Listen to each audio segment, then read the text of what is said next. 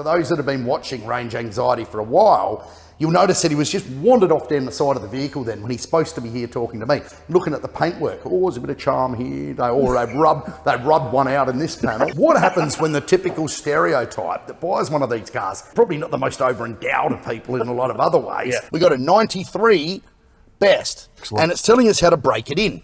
We've only done 700 kilometres, so we've got a bit to go, 1,500 Ks. Do not accelerate hard. Check. Exceed 4,000 engine RPM. Pull a trailer. Yep, we can say that one's done. Use cruise control. Yeah, I wouldn't know if we've used that. Or date a first relative. Apparently, after 1,500 That Ks, is it's good to go.